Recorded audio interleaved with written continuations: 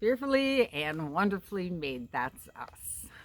As we move on to our ancient reading, I just want to do a little more interweaving. First, I want to remind us that each week during this series, we have been sharing different versions of the Lord's Prayer, or the prayer of Jesus, or the Our Father. I'm assuming everyone knows that prayer. Our Father who art in heaven, hallowed be thy name. Thy kingdom come, thy will be done, on earth as in heaven. Give us this day our daily bread, and forgive us our debts as we forgive our debtors. And lead us not into temptation, but deliver us from evil. That's the prayer. So up to this point in the series, we've been focusing on that petition that God's will would be done on earth as in heaven. Leo, you might have to get down. Get down. In my way of thinking, that is a life's purpose for Christians, to walk in heavenly and holy ways so that people around us can catch glimpses of heaven right here on earth, right here, right now.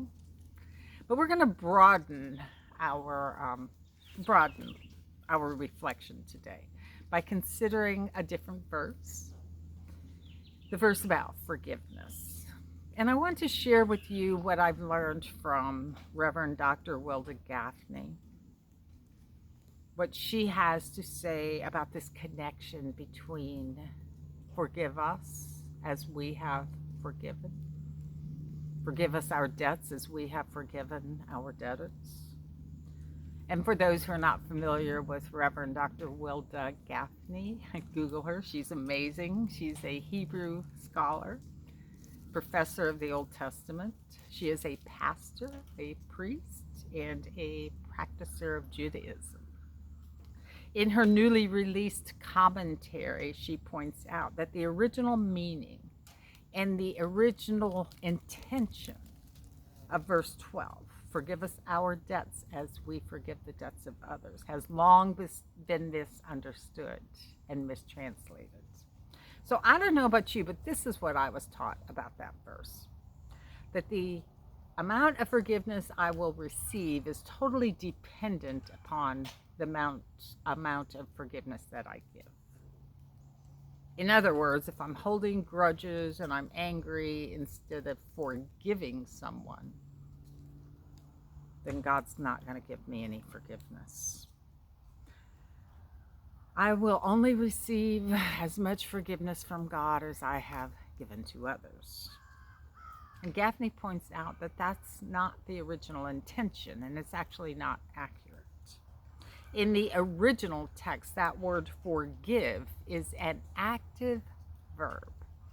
It is something that's happening, it's something that's going on. And the teachings that most of us have received have treated forgiveness as if it were passive.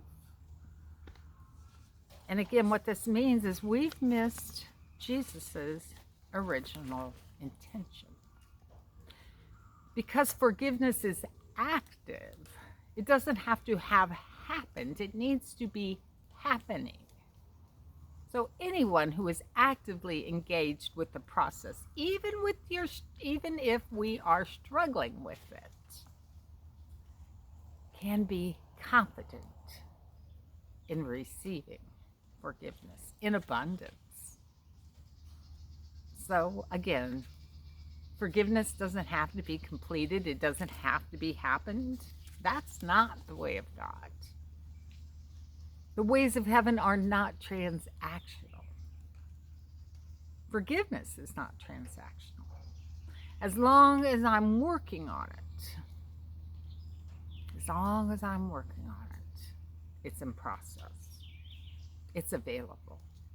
So I don't know about you, but that feels pretty liberating to me. That feels good. It's uplifting and freeing because I don't know about you, but forgiveness is hard.